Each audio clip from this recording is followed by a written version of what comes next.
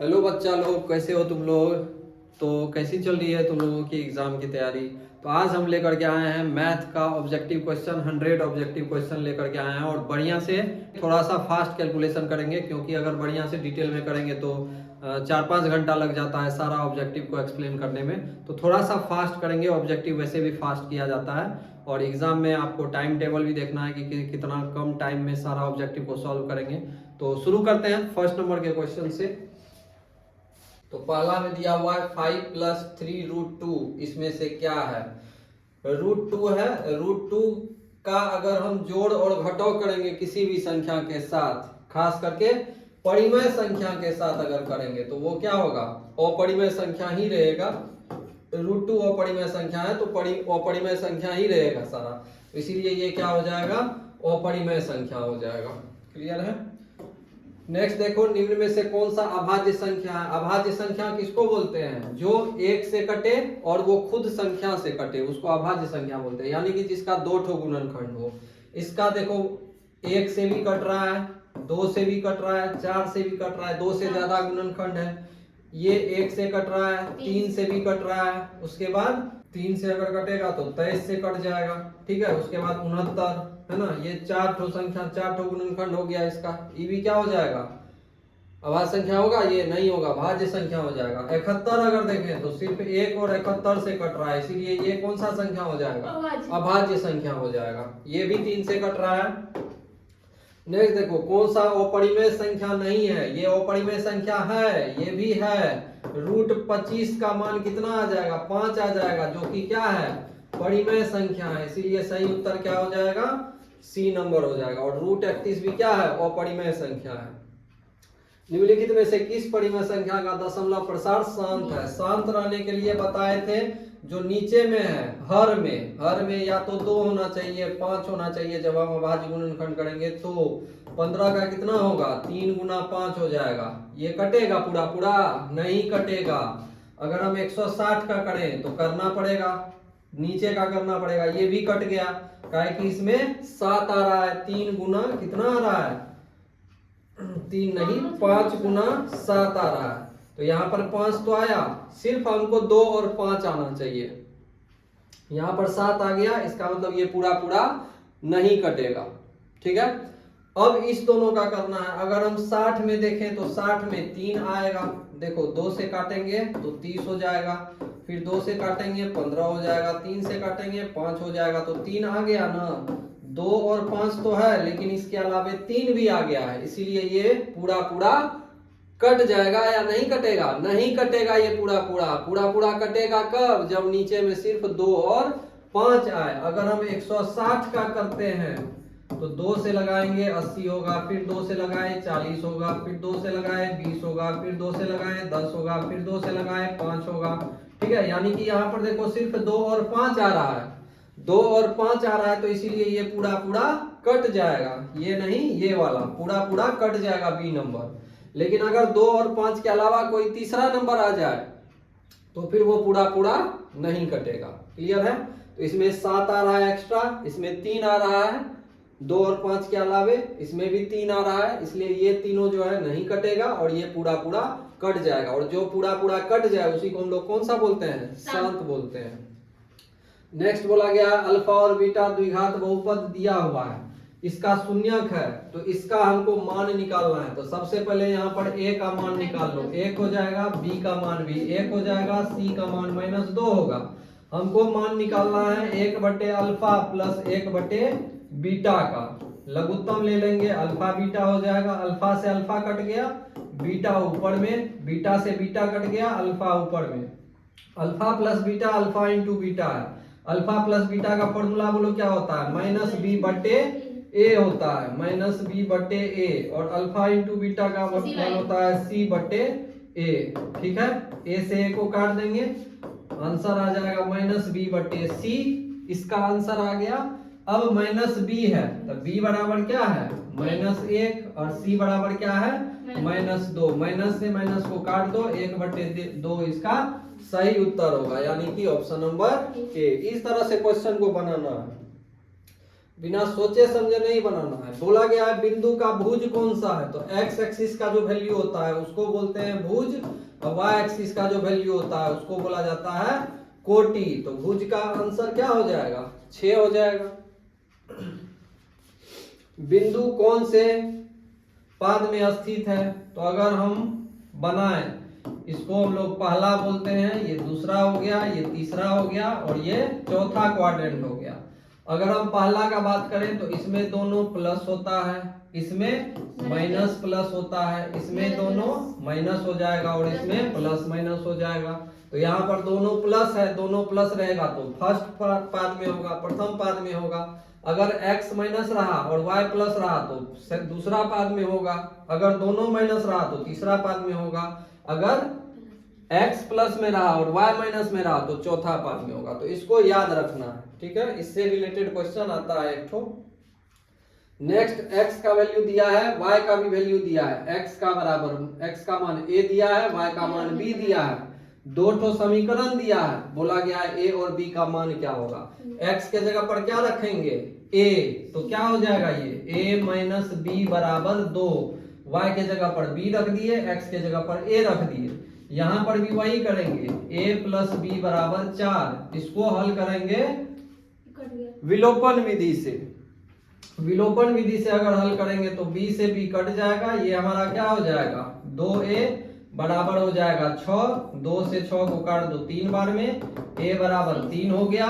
a बराबर 3 देखेंगे, a बराबर 3 तो 3 ठो में, यानी कि b का मान भी निकालना पड़ेगा। a बराबर 3 इसमें रख दो, 3 प्लस b बराबर 4 हो गया। b बराबर हो जाएगा 4, ये प्लस का 3 उधर जाएगा तो माइनस 3 हो जाएगा a, यानी कि उत्तर क्या होगा 3 1, यानी कि सी नंबर हो जाएगा। बोला गया है समीकरण मूलों की प्रकृति, a बराबर बोलो a हो गया 1 हो जाएगा, b बराबर 2 हो गया, c बराबर 4 हो गया। मूलों की प्रकृति निकालना है तो हमको d निकालना पड़ता है, b स्क्वायर माइनस 4ac होता है फॉर्मूला। b स्क्वायर हो जाएगा 2 का स्क्वायर माइनस 4 गुना 1 गुना 4 हो जाएगा, 4 माइनस 16 माइनस 14 हो जाएगा, 12 हो जाएगा, माइनस 12 d बराबर। अब d का मान ये 0 से क्या है छोटा है। जब d का मान 0 से छोटा होगा तो बोलो क्या होगा, वास्तविक तो होगा नहीं, ये भी नहीं होगा, वास्तविक नहीं होगा। वास्तविक होने के लिए या तो 0 या तो 0 से बड़ा होना पड़ेगा। तो इसीलिए क्या हो जाएगा अवास्तविक, अवास्तविक होगा, इसका कोई भी हल नहीं निकलेगा, ठीक है। मूल प्रकृति निकालने के लिए बोलेगा, मूल की प्रकृति निकालना है तो वही पूछ रहा है, मूल कैसा होगा, डी निकालना पड़ेगा मूल का प्रकृति निकालने के लिए। उसके बाद बोला गया है बिंदु दो ठो दिया है, इसके बीच की दूरी। बिंदु सूत्र, दूरी सूत्र से, दूरी सूत्र क्या होता है पता होगा, root under x2 minus x1 का whole square plus y2 minus y1 का होल स्क्वायर, ये दूरी सूत्र होता है। वैल्यू रखेंगे सबका, x2 माइनस x1 2 माइनस 4 का स्क्वायर हो जाएगा प्लस 3 प्लस 1 का हो जाएगा, माइनस माइनस क्या हो जाएगा यहाँ पर प्लस हो जाएगा। ये हो गया माइनस 2 का स्क्वायर 4 हो जाएगा, ये हो जाएगा 4 का स्क्वायर 16 हो जाएगा, 16 4 20 हो जाएगा। और रूट 20 को हम क्या लिखेंगे 2 रूट 5 लिखेंगे। 20 का हम लोग करेंगे अभाज्य गुणनखंड, जिसका जोड़ा लग गया वो बाहर हो जाएगा, जिसका जोड़ा नहीं लगा वो रूट के अंदर ही रह जाएगा। तो 2 रूट 5 इकाई हो जाएगा, डी नंबर इसका सही आंसर होगा। 13 में बोला गया है बिंदु 4 10 2 2 को मिलाने वाली रेखाखंड के मध्य बिंदु से बिंदु की दूरी कितनी होगी। अब क्या बोला गया है, बिंदु 4 10 है और 2 2 है, दो ठो बिंदु बना लो, एक है हमारा 4 10 और दूसरा बिंदु है 2 2। अब ये दो ठो बिंदु है, इसको मिलाने वाली रेखाखंड, ये जो हमारा रेखाखंड है जो दोनों को मिला रही है, के मध्य बिंदु से, इसके मध्य बिंदु से ये एक बिंदु दिया हुआ है, इसको मान लेते हैं 0 2। इसके ये जो दोनों रेखाखंड है, दोनों बिंदु का जो रेखाखंड है, इसके मध्य बिंदु से इस बिंदु की दूरी कितनी है। तो यहां से तो दूरी सूत्र लगा के निकल जाएगा, लेकिन इसका हमको निकालना पड़ेगा मध्य बिंदु वाला फॉर्मूला से। क्या होता है मध्य बिंदु का? x बराबर होता है x1 प्लस x2 बटे 2 और y बराबर होता है y1 प्लस y2 बटे 2। ये मध्य बिंदु का फॉर्मूला हो गया x और y निकालने का। x अगर इसका चाहिए तो दोनों को जोड़ देंगे, 4 2 6, 6 बटे 3 कर देंगे तो हो जाएगा 3। ये दोनों को जोड़ देंगे 12, 12 को 2 से भागा कर देंगे तो हो जाएगा 6। अब दूरी सूत्र से इसका क्या निकाल लेंगे? दूरी निकाल लेंगे। क्या होगा बताओ? 0 माइनस 3 का स्क्वायर, 0 माइनस 3 क्या होता है? माइनस 3 होता है। माइनस 3 का स्क्वायर हो जाएगा प्लस 2 माइनस 6 का स्क्वायर, 2 माइनस 6 हो जाएगा माइनस 4, माइनस 4 का स्क्वायर कर देंगे। माइनस 3 का स्क्वायर 9 हो जाएगा, माइनस 4 का स्क्वायर 16 हो जाएगा, 16 9 25 हो जाएगा, 25 का रूट 5 हो जाएगा। तो हम कह सकते हैं 5 इकाई इसका सही उत्तर होगा। तो इस तरह से क्वेश्चन को समझ करके डायग्राम बनाएंगे। डायग्राम बना लेगी अच्छे से क्वेश्चन समझ में आएगा, आराम से क्वेश्चन बन जाएगा। बोला गया है त्रिभुज एबीसी के शीर्षों के निर्देशांक दिए गए हैं, तो त्रिभुज के केंद्रक का निर्देशांक क्या होगा? है ना, त्रिभुज दिया हुआ है। अच्छा, केंद्रक का निर्देशांक निकालने का फॉर्मूला होता है, इसको याद रखो। इसका फॉर्मूला होता है x1 plus x2 plus x3 बटे 3 होता है, और एक होता है y1 plus y2 plus y3 बटे 3। ये होता है फॉर्मूला, केंद्रक निकालने का फॉर्मूला होता है, इसको याद रखना है। समझ में? केंद्रक निकालने का यही फॉर्मूला है। जोड़ दो, 2 0 क्या हो गया? 2 हो गया, और 2 4 6 हो गया। 6 को अगर भागा देंगे 3 से तो क्या हो जाएगा? 2 हो जाएगा, यानी कि बी नंबर। y भी चेक कर लेते हैं कितना है? 4 6 10, और 10 में से 1 गया तो 9, और 9 को भागा देंगे 3 से तो कितना हो जाएगा? 3 हो जाएगा। इसीलिए यही उत्तर होगा बी नंबर। केंद्रक निकालने का ये फॉर्मूला होता है, इसको याद रखो। ठीक है, लंबा चौड़ा में नहीं जाना है। यदि बिंदु संरेख हो, संरेख होता है तो त्रिभुज का क्षेत्रफल क्या होता है? 0 होता है ना। तो त्रिभुज का क्षेत्रफल वाला लगाएंगे formula, 1/2 x1 into y2 minus y3 plus x2 into y3 minus y1 plus x3 into y1 minus y2 बराबर 0। इस वाले फॉर्मूला में सारा वैल्यू रख देते हैं, ए बी का मान जो है आ जाएगा, रिलेशन खुद ब खुद आ जाएगा। ये 1/2 देखो गुना में उधर जाएगा तो क्या हो जाएगा? 0 हो जाएगा, खत्म कर देंगे। x1 है, x1 है हमारा ये y1, x2 y2, x3 y3।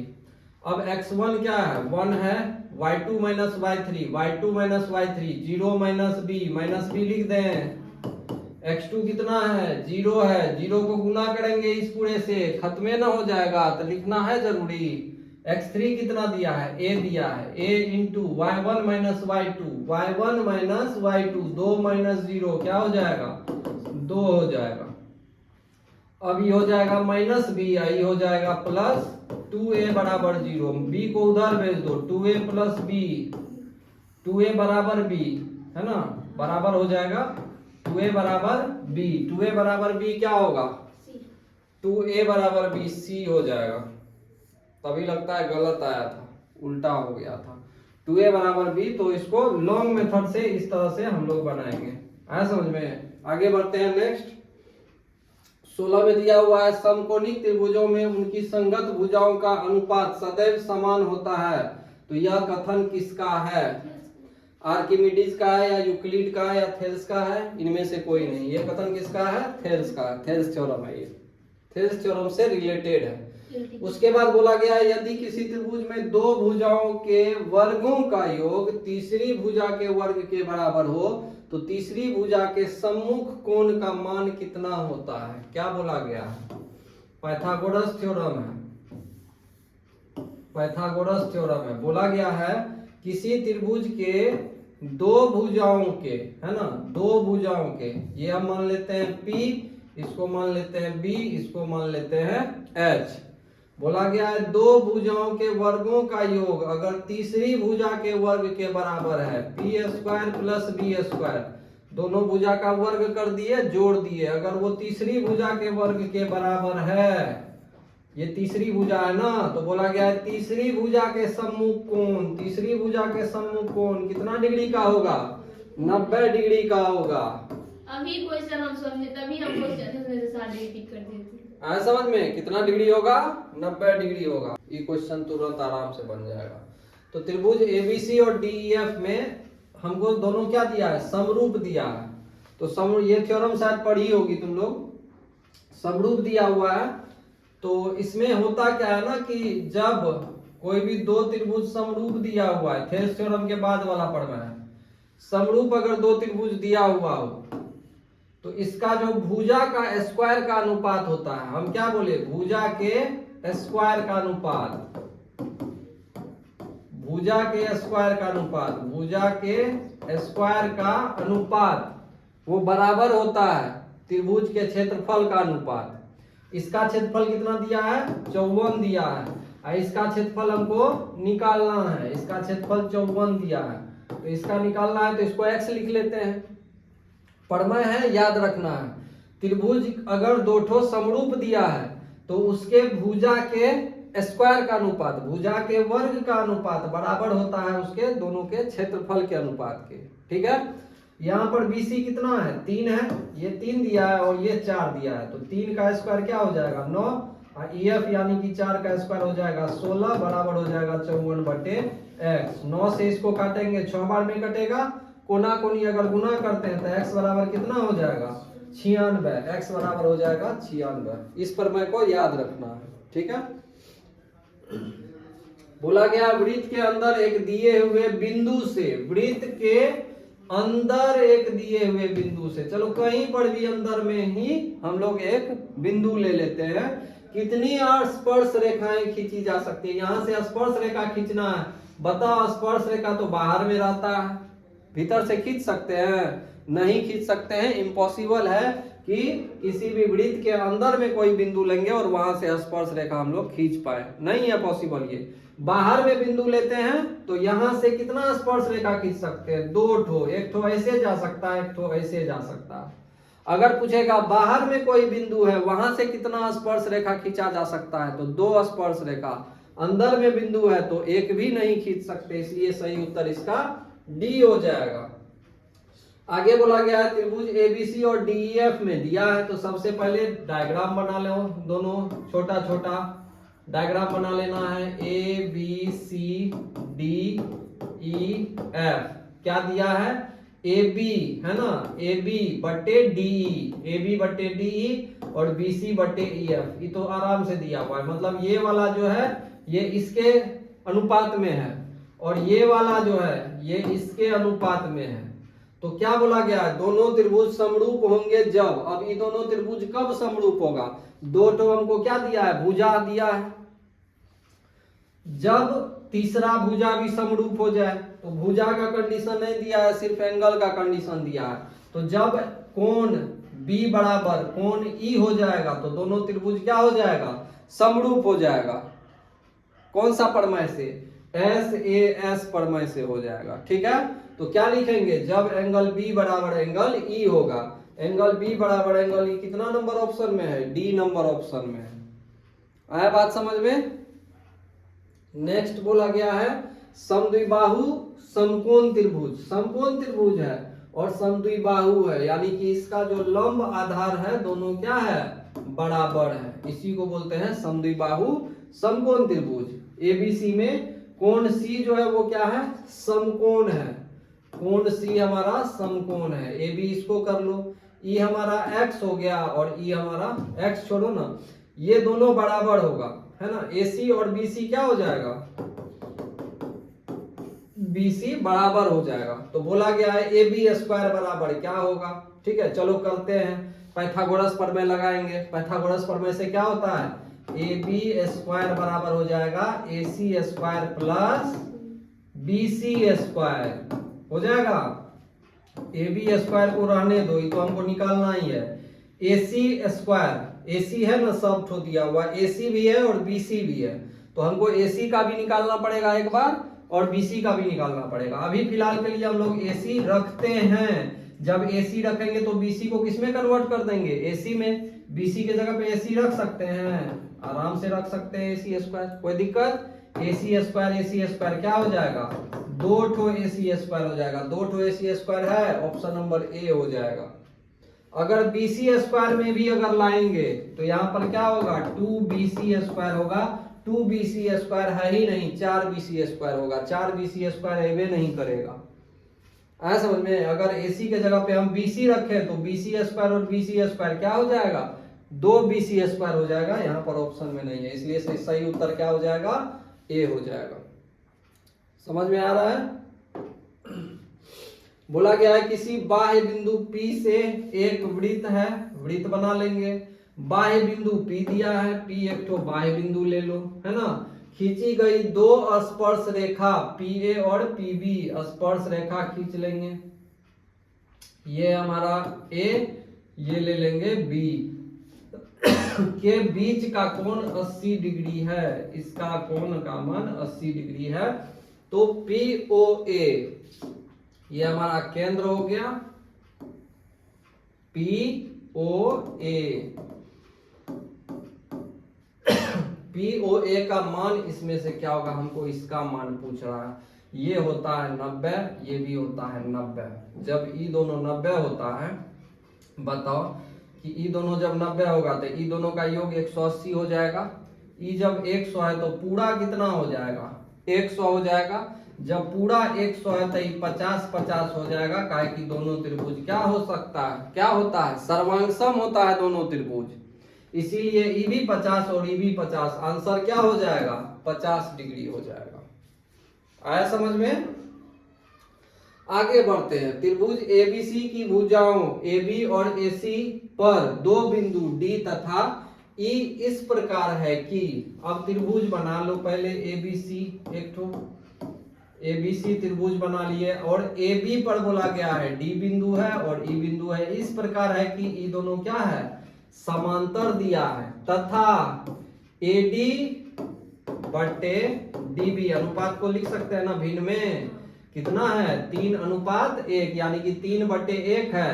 तो AE बराबर 6.6 है, AD बटे DB दिया है, AE बराबर दिया है, AE बराबर 6.6 सेंटीमीटर है। तो AC का मान क्या होगा, है ना, AE दिया है 6.6। चलो निकालते हैं इसको। AD बटे DB बराबर क्या होता है, थेस पर में से AD बटे DB बराबर हो जाएगा AE बटे EC, AE बटे EC। मान रखते हैं 3/1 हो जाएगा। AE का मान कितना है, 6.6 है, EC का मान रहने दो, EC क्रॉस मल्टीप्लाई करेंगे तो EC 3 बराबर हो जाएगा 6.6, EC बराबर हो जाएगा 6.6 बटे 3, काट देंगे तो हो जाएगा 2.2।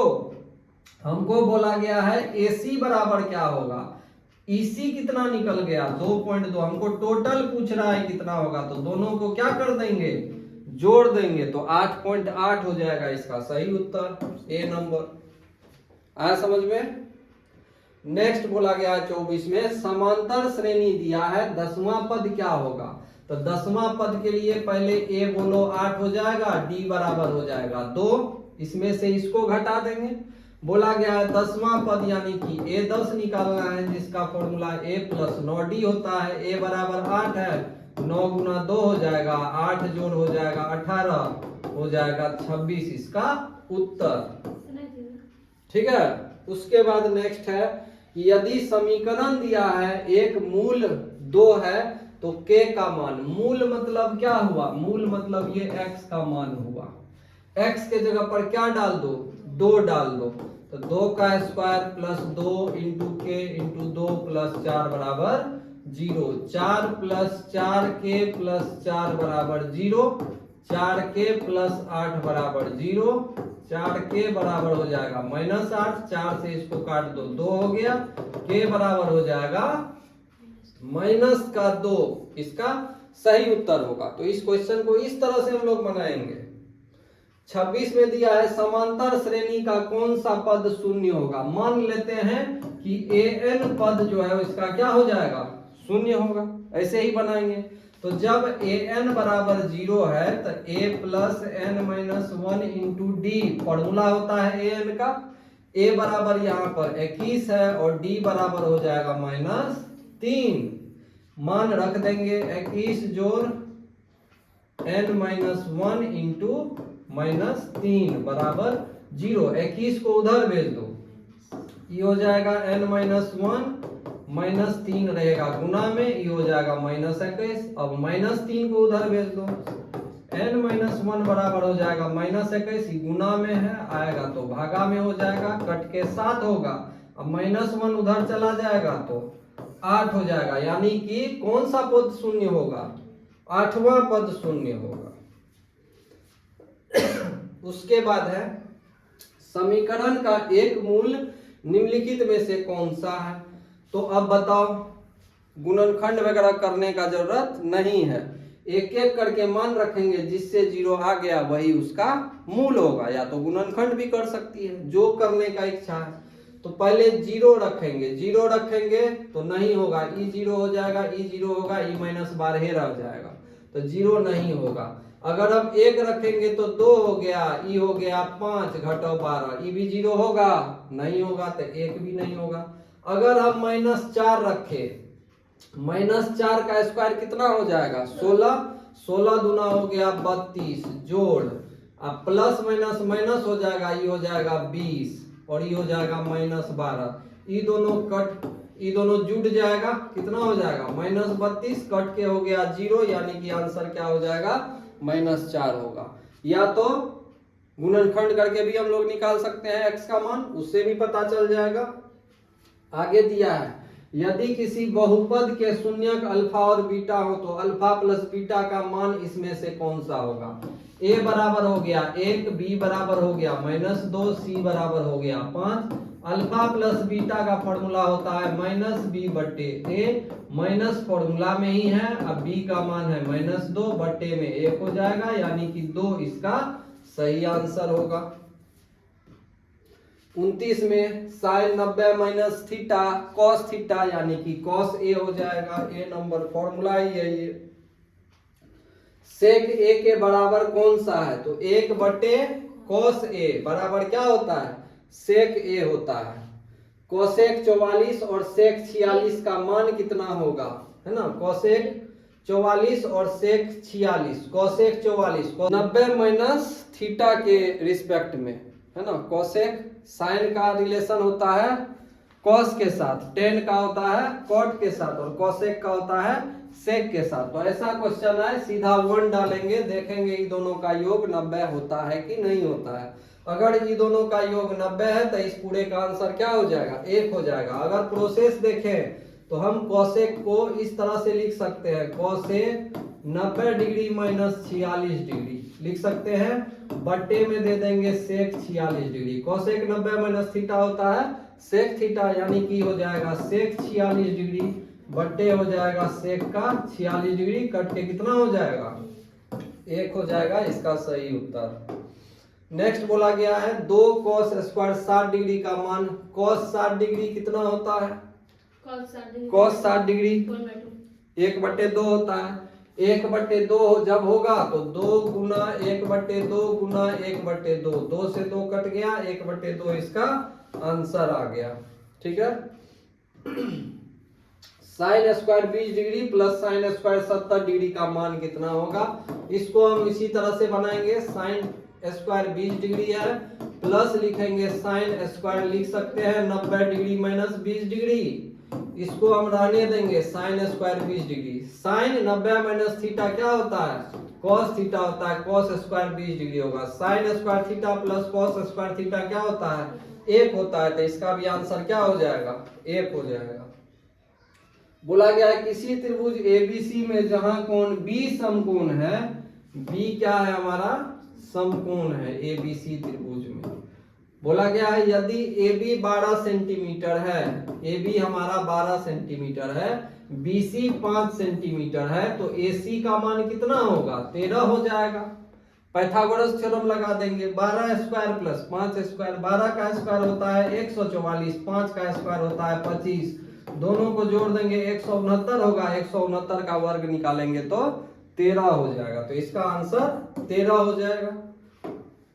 नेक्स्ट बोला गया है यदि 5 sin A बराबर 8 cos A, तो cot A का मान, तो एक बात बताओ, इसको पहले कर दो साइन को उधर भेजो, 8 को इधर लेके आ जाओ, उधर क्या हो गया?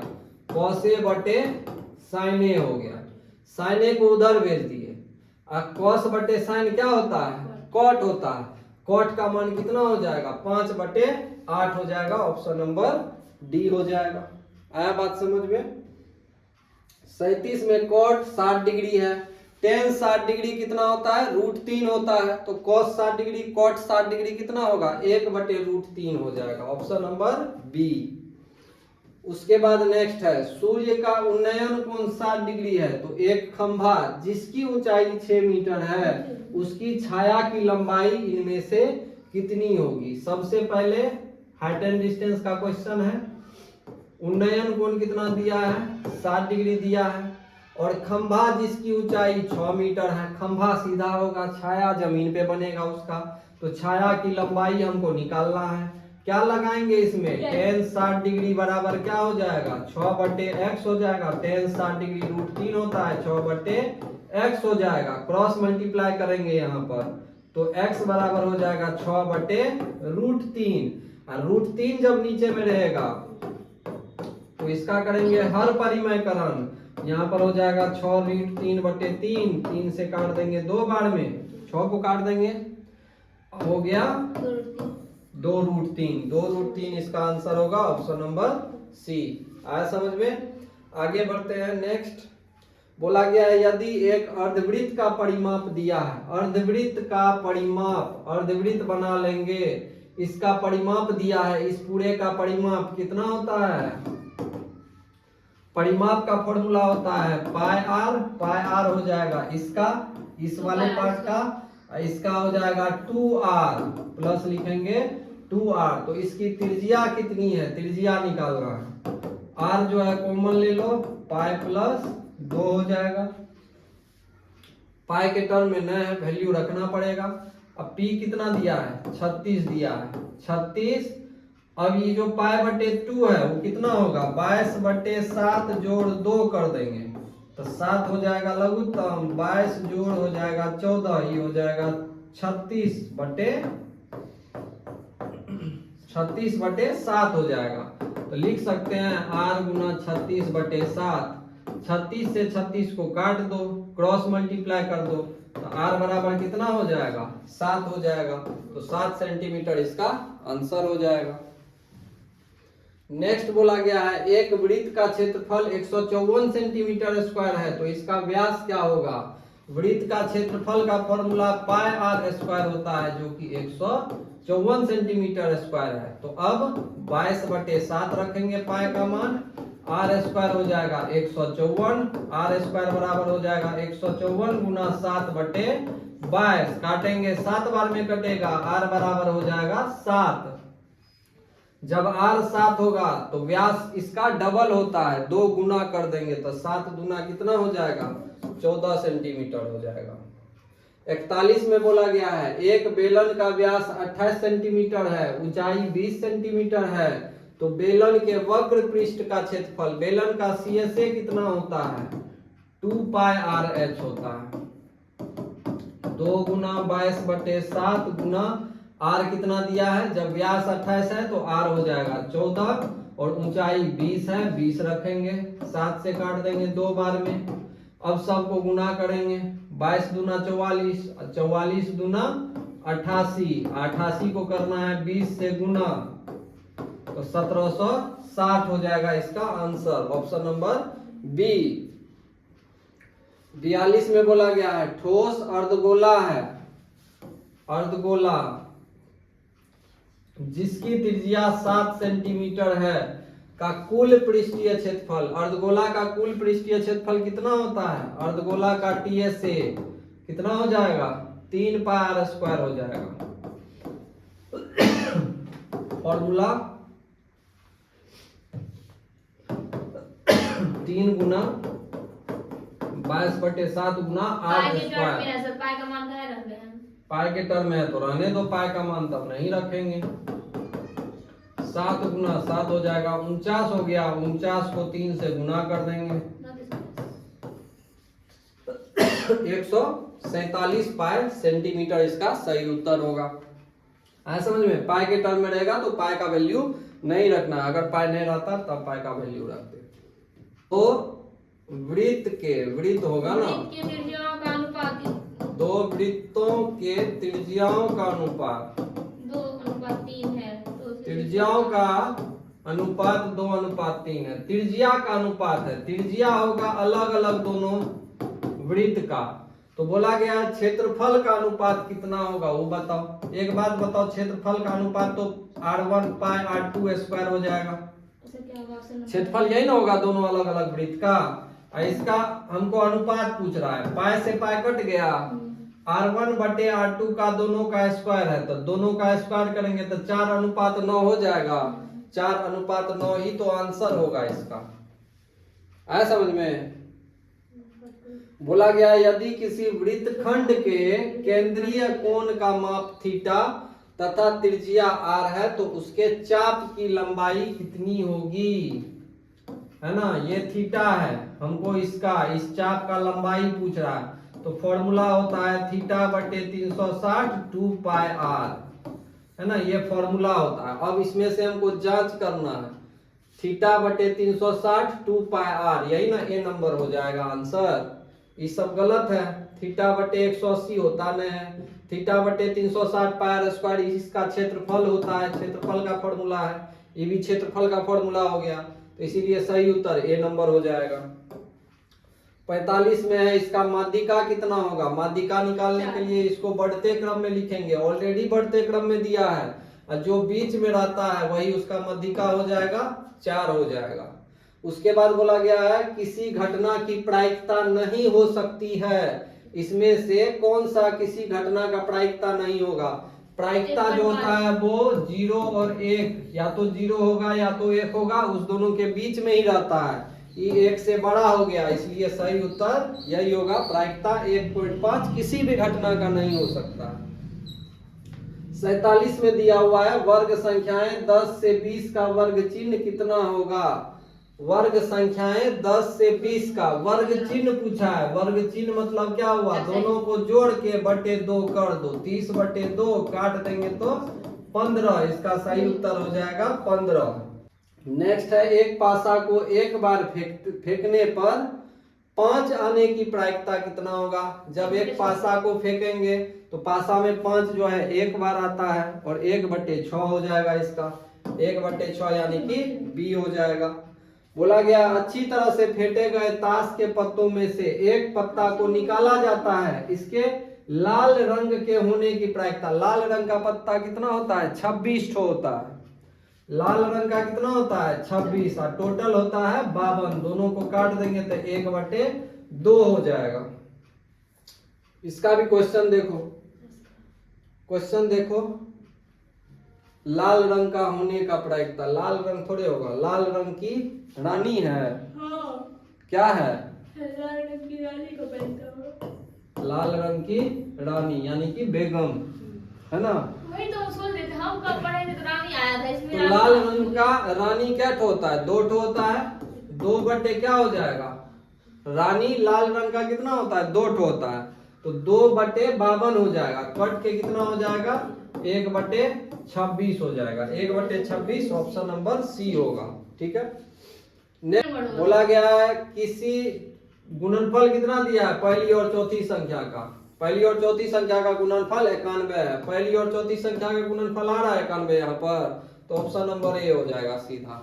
बाकी किसी का भी ये बी ना निकालना है तो कौन है बी में, बस वो देख लेना है संख्या को। नहीं अगर रहेगा 91 अगर 2-3 ठो ऑप्शन में रहता तब तो निकालना ना पड़ता। यहाँ पर एक ठो ऑप्शन में इसीलिए ना मिल गया। अगर 2-3 ऑप्शन में रहेगा तब क्या होगा, तब तो निकालना पड़ेगा। तो यहाँ पर जो है डायरेक्ट आंसर आ जाएगा और किसी में भी 91 नहीं आ रहा है, इसलिए ऑप्शन नंबर ए हो जाएगा। उसके बाद बोला गया है समबाहु त्रिभुज एबीसी और एक भुजा 10 सेंटीमीटर तथा समबाहु त्रिभुज डीईएफ की एक भुजा 5 सेंटीमीटर है। तो सबसे पहले इसका क्या करना है, डायग्राम बनाना है। क्या बोला गया है, एबीसी लिखेंगे त्रिभुज, इसका एक भुजा 10 सेंटीमीटर है और समबाहु है, समबाहु में तीनों भुजा क्या होगा, 10 होगा। और एक तो डीईएफ त्रिभुज है, डीईएफ भी समबाहु है, इसका भी एक भुजा कितना दिया है, 5 सेंटीमीटर है। तो जब इसका 5 है तो तीनों भुजा 5 हो जाएगा। बोला गया है एबीसी और डीईएफ के क्षेत्रफलों का अनुपात निम्नलिखित में क्या होगा। अभी बताए कुछ देर पहले कि भुजा के स्क्वायर का अनुपात बराबर होता है क्षेत्रफल का अनुपात। तो यहाँ पर अगर हम काटें इसको 10 गुना 10 हो जाएगा और ये 5 गुना 5 हो जाएगा। ये 2 बार में कटेगा और ये 2 बार में कटेगा। 4/1 हो गया तो अनुपात हो जाएगा 4:1, 4:1 यानी कि डी नंबर हो जाएगा। आगे बढ़ते हैं नेक्स्ट क्वेश्चन के तरफ। बोला गया है कार्तीय तल में स्थित किसी बिंदु 6-4 के कोटि का मान, भुज होता है 6, कोटि होता है 4, तो 4 हो जाएगा इसका। नेक्स्ट 54 में बोला गया है सेक स्क्वायर थीटा माइनस 1 का मान क्या होता है, 10 स्क्वायर थीटा होता है। फॉर्मूला है ये, बिंदु ए तथा बी को मिलाने वाली रेखा का मध्य बिंदु का निर्देशांक 8 4 12/2 कितना हो गया, 6 और 10 6 16, 16/2 8, तो 6 8 यानी कि ए नंबर हो जाएगा। ठीक है, मध्य बिंदु कभी भी बोलेगा तो ऐसे ही निकाल लेंगे, आसानी से निकल जाएगा। बोला गया है साइन π/4 माइनस कॉस π/4 का मान, पाई का मान नहीं आता है, पाई का मान 180 डिग्री होता है। कितना होता है, 180। 4 को काट दो 45 हो जाएगा। साइन 45 कितना हो जाएगा, 1/√2 और कॉस 45 भी होता है 1/√2। कट के कितना हो जाएगा, 0। कट के कितना हो जाएगा, 0 होगा। याद रखना है पाई का मान 180 डिग्री होता है। त्रिकोणमिति में काट देंगे, साइन 45 होगा, साइन 45 1/√2 होता है, कॉस 45 भी 1/√2 होगा, दोनों घट करके 0 हो जाएगा। नेक्स्ट देखो, दो स्तंभों की ऊंचाई 20 मीटर और 14 मीटर है के शिखर को एक तार से जोड़ दिया जाता है। 2 ठो स्तंभ है ना, 2 ठो स्तंभ है, दोनों के शिखर को, एक का है 20 और एक का है 14। इसका 14 ले लेते हैं, इसका 20 ले लेते हैं और शिखर को एक ठो तार से जोड़ दिया जाता है। यदि तार क्षैतिज के साथ 30 डिग्री का कोण बनाता है, कितना डिग्री का कोण, 30 डिग्री का कोण बनाता है, तो तार की लंबाई कितनी होगी। ई 14 है तो ई भी 14 हो गया। जब ई 14 हो गया तो ई हमारा 6 हो गया, ई 6 दिया है। तो सबसे पहले जब ई 6 दिया है, 30 दिया है, तो हमको ई निकालना है। इस समकोण त्रिभुज के लिए ई क्या हो गया, एच हो गया, यानी कि कर्ण हो गया। और दिया हुआ क्या है, थीटा के सामने वाला क्या होता है, लंब होता है, यानी कि लंब बटे कर्ण होता है साइन में। तो साइन 30 डिग्री निकालेंगे, साइन 30 डिग्री हो जाए 6/h, साइन 30 होता है 1/2, 6/h हो जाएगा। कोना कोनी गुना करेंगे, h बराबर हो जाएगा 12, h बराबर 12 हो जाएगा। किसी बाह्य बिंदु से किसी वृत्त पर खींची गई दोनों स्पर्श रेखाओं की लंबाइयों में कौन सा संबंध होता है। किसी बाह्य बिंदु से, है ना, किसी बाह्य बिंदु से खींची गई दोनों स्पर्श रेखाओं की लंबाइयों में कौन सा संबंध होता है। अगर हम स्पर्श रेखा खींचें तो दोनों होता है बराबर, दोनों बराबर होता है। एक छड़ को लंबाई और ऊंचाई का अनुपात 1:√3 है, तो भूमि के साथ बना कोण कितना होगा। 1/√3 है, ठीक है। एक छड़, इसका भी क्वेश्चन देखो तो क्या दिया हुआ है, 59 नंबर का। छड़ की लंबाई, छत है ना, क्या है, छड़ है, एक छड़ की लंबाई और छाया का अनुपात एक अच्छा, अनुपात √3 है, ऊंचाई तो नहीं उसमें क्या है, होगा? लंबाई और छाया है ना, ये छड़ है, आई इसका क्या हो गया, छाया हो गया। तो छड़ का जो लंबाई है यानी कि ये, और ये हो गया हमारा उसका छाया जो कि दिया है √3, इसका अनुपात दिया है 1:√3। तो भूमि के साथ बना कोण, भूमि के साथ यानी कि हमको ये थीटा निकालना है, tan थीटा बराबर क्या हो जाएगा 1/√3। थीटा में किसका मान, tan में 1/√3 होता है यानी कि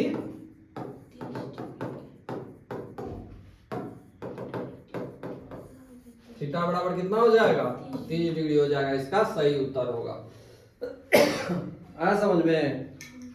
नेक्स्ट देखो, एक बिंदु P से O केंद्र वाले किसी वृत्त पर PA तथा PB स्पर्श रेखाएं 80 डिग्री का कोण पर झुकी हो तो POA बिंदु P से O केंद्र वाले वृत्त पर PE और PB स्पर्श रेखा जो है वो 80 डिग्री पे झुका हुआ है। ये तो सेम क्वेश्चन आया था अभी शायद, 50 है ना, सेम क्वेश्चन आया था, बोला गया ये 80 है तो ये टोटल कितना हो जाएगा 100 हो जाएगा, ये 50 हो जाएगा, ये 50 हो जाएगा, इसका सही उत्तर ए हो जाएगा। नेक्स्ट बोला गया है, एक व्यक्ति वृत्ताकार पथ पर 3 बिंदु से चलना शुरू करता है, एक चक्कर लगाने में क्रमशः 1 घंटा, 3 घंटा और 5 घंटा लगाता है। कहने का मतलब है एक बिंदु, एक तो आदमी यहाँ से, एक आदमी यहाँ से, एक आदमी यहाँ से 3 बिंदु से चलना शुरू करता है। एक बार यहां से चलना शुरू किया तो एक चक्कर लगाने में 1 घंटा लगा, यहां से चलना शुरू किया तो 3 घंटा लगा, यहां से चलना शुरू किया तो 5 घंटा लग गया। बोला गया है तीनों का प्रारंभ बिंदु पर फिर मिलने में कितना समय लगेगा। तो तीनों का क्या करेंगे हम लोग, लघुत्तम निकाल लेंगे। 1, 3 और 5 का लघुत्तम कितना होगा 15 घंटा हो जाएगा, तो 15 घंटा इसका सही आंसर हो जाएगा। नेक्स्ट बोला गया, अर्धगोले के संपूर्ण पृष्ठ का क्षेत्रफल क्या होता है। तो अर्धगोला का अगर संपूर्ण पृष्ठीय क्षेत्रफल होगा तो 3πr² होता है। वृत्ताकार पथ पर 3 धावक क्रमशः समान स्थान से दौड़ना शुरू करते हैं।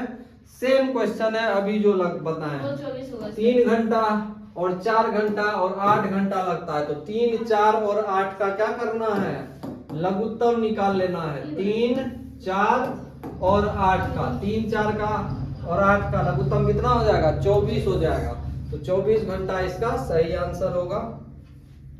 गोले के संपूर्ण पृष्ठ का क्षेत्रफल निम्न में कौन सा होगा। अगर त्रिज्या r हो तो गोला का संपूर्ण पृष्ठ का क्षेत्रफल 4πr² होता है, 4πr² हो जाएगा। ठीक है, संपूर्ण पृष्ठ का क्षेत्रफल गोला का।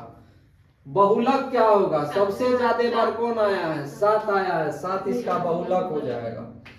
निम्न में किसी घटना का प्रायिकता कौन सा नहीं होगा।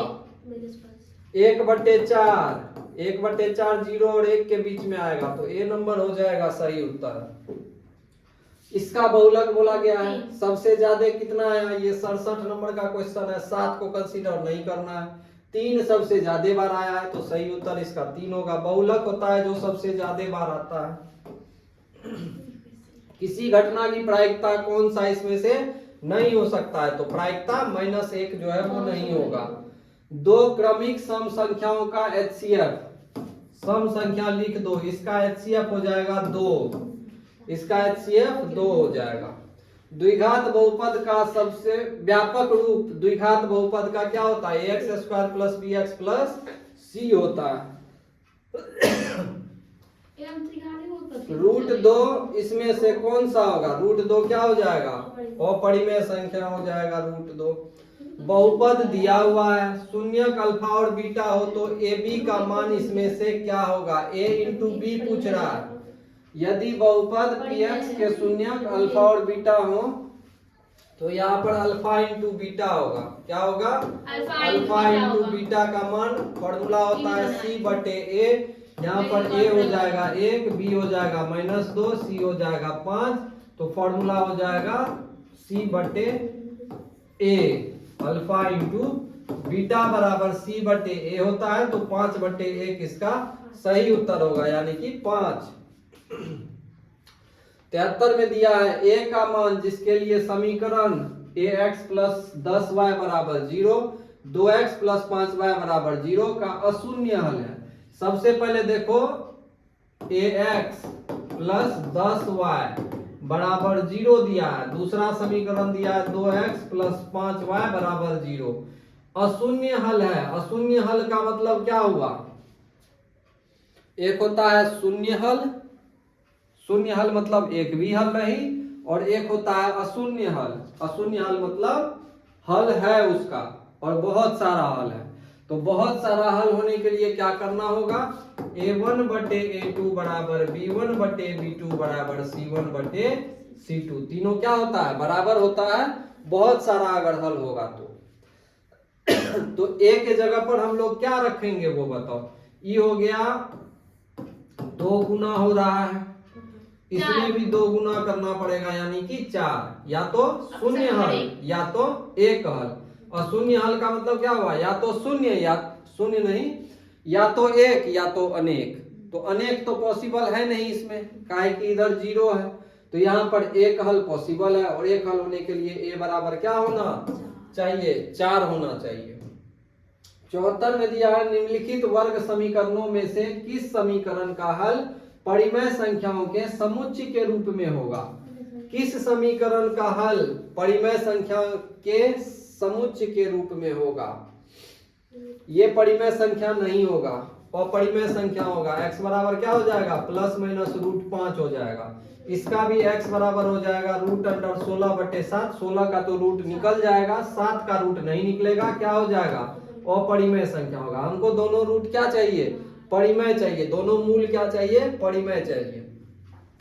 अब अगर इसका निकालना पड़ेगा। अच्छा, इसका भी कर सकते हैं। a plus B into A minus B क्या होता है? A square minus B square होता है। A square minus B square बराबर 0, एक्स स्क्वायर बराबर 1 हो गया, यानी कि ये क्या हो जाएगा? x बराबर +1 और -1, जो कि परिमेय संख्या है। तो इसीलिए इसका आंसर क्या हो जाएगा? डी हो जाएगा। क्लियर है बात?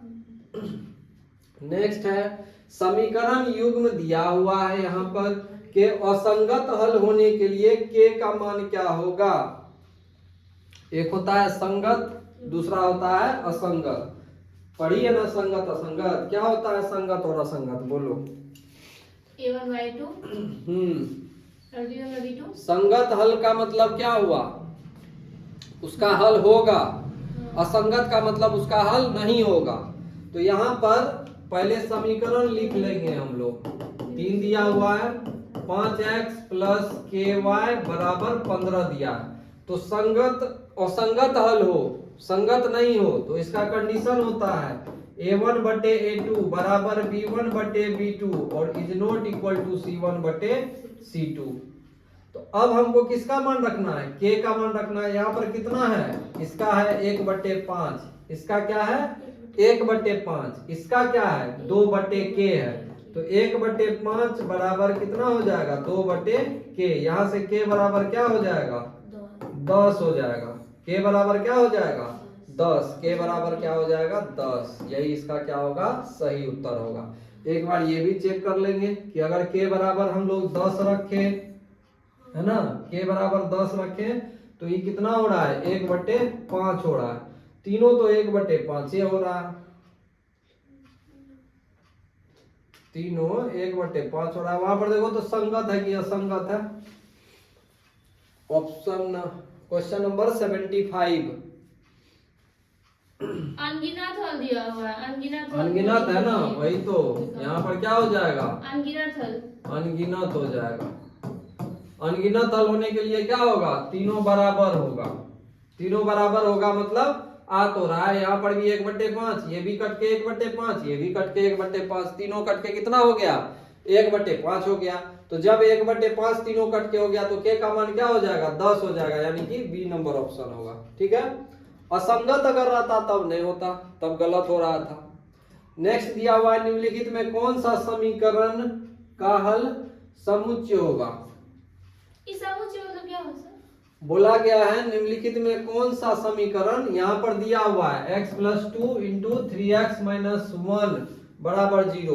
कौन सा समुच्च, मतलब ये जो घेरा लगाते हैं ना उसको समुच्च बोलते हैं। इसमें से वैल्यू निकालो x + 2 इंटू 3x - 1 बराबर 0। एक बात बताओ, ये तो होगा नहीं, काहे कि ये बनेगा द्विघात समीकरण। द्विघात समीकरण का दो ठो हल होता है। दो ठो हल किसमें है, या तो ये होगा या तो ये होगा।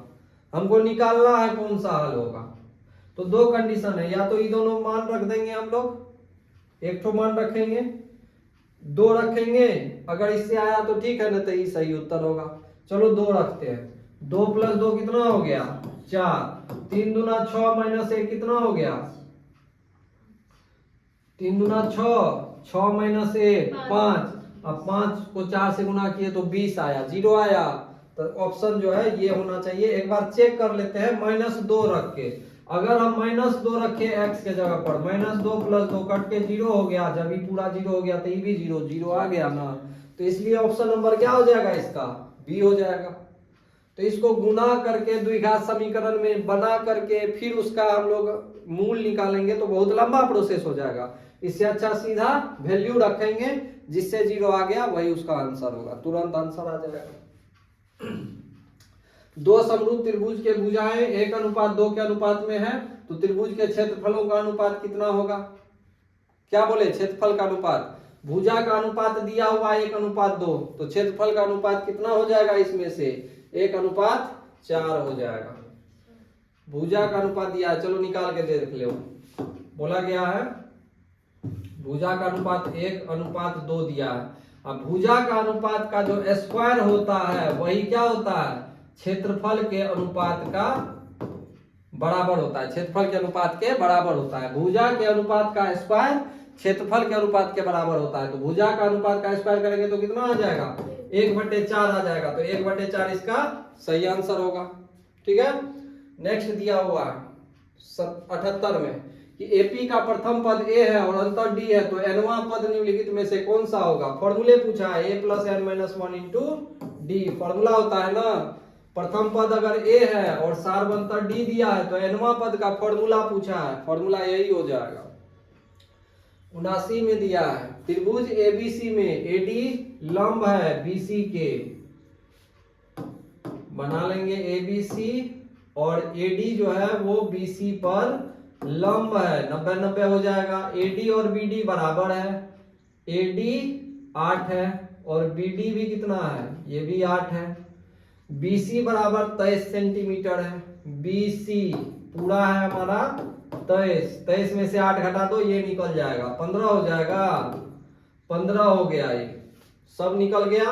बोला गया है एसी कितना होगा, जब ये 15 है ये 8 है, पाइथागोरस थ्योरम लगा देंगे। 15 का स्क्वायर 225 होता है, अब प्लस कर देंगे 8 का स्क्वायर 64 होता है, दोनों को जोड़ देंगे 289 होगा। 289 किसका होता है, 17 का होता है, 17 सेंटीमीटर हो जाएगा। क्लियर है।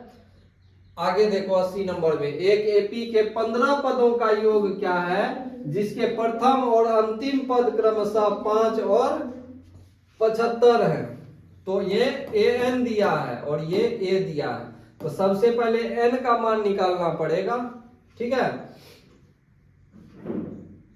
अच्छा, डायरेक्ट भी निकाल सकते हैं। 15 पद का योग यानी कि n बराबर कितना दिया है, 15 दिया है, तो S15 निकालना है। S15 बराबर क्या हो जाएगा, 15/2 इंटू एक फॉर्मूला होता है ये वाला, n/2 इंटू a + an। अगर a और an दिया है तो होता है ना फॉर्मूला ये वाला, a और an दिया है तो an इसमें नहीं निकालना पड़ेगा, डायरेक्ट वैल्यू रखेंगे।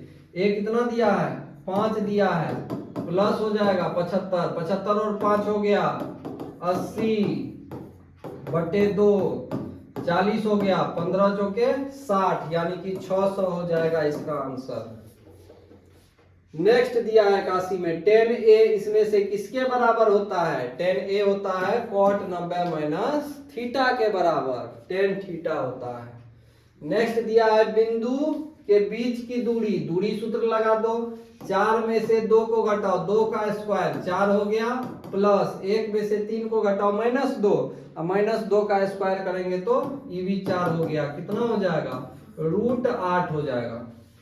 √8 को करेंगे तो कितना होगा, 2√2 होगा। √8 को अगर करते हैं, जिसका जोड़ा लग गया वो बाहर आ जाएगा और जिसका जोड़ा नहीं लगा वो भीतरे रह जाएगा। ऐसे ही करते हैं तो 2√2 इकाई हो जाएगा। दोनों को देखो सेम क्वेश्चन आया, दोनों को जोड़ रहे हैं 90 और साइन बटे कॉस कितना हो जाएगा, 1 हो जाएगा। बी नंबर, किसी बिंदु की y अक्ष से दूरी उस बिंदु का क्या कहलाता है। किसी बिंदु का, ये बिंदु ले लिए, y अक्ष से दूरी क्या कहलाता है। y निर्देशांक की, x निर्देशांक की, कोटि या फिर y अक्ष। एक काम करते हैं, देखो ये हो गया 1 2 1 2 3, ये हो जाएगा हमारा 3 2। अब इस बिंदु का y अक्ष से दूरी कितना दिया है, y अक्ष से दूरी 3 दिया है। क्या कहलाएगा ये, भुज, भुज है दिया हुआ नहीं तो फिर x निर्देशांक कहलाता है। ये क्या कहलाता है, x निर्देशांक। बी नंबर हो जाएगा। समझ में। नेक्स्ट क्वेश्चन देखते हैं, कितना टाइम हो जा रहा है।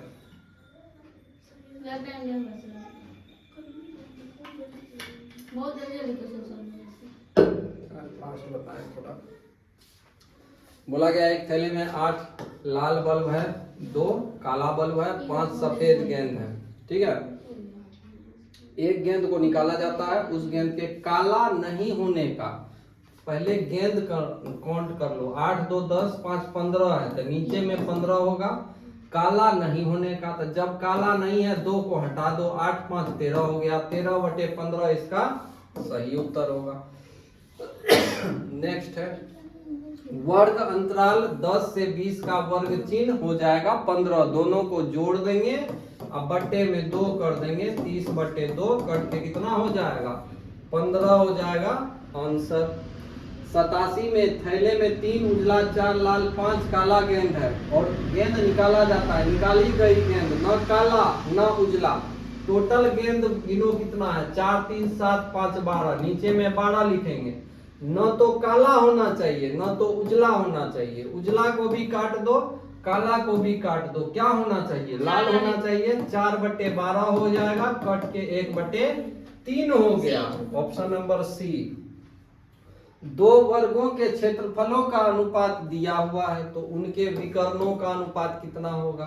क्षेत्रफल का अनुपात यानी कि एक ठो को कैपिटल लेते हैं और एक ठो को स्मॉल लेते हैं, कितना हो जाएगा 4/1। क्षेत्रफल क्या होता है, वर्ग का, वर्ग का क्षेत्रफल होता है भुजा का स्क्वायर, है ना, भुजा का स्क्वायर।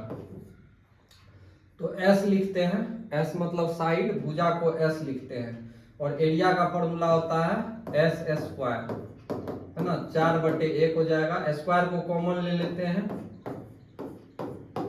ये हो जाएगा 4/1। स्क्वायर को अगर हम उधर भेजें तो भुजा का जो होगा वो हो जाएगा 2:1।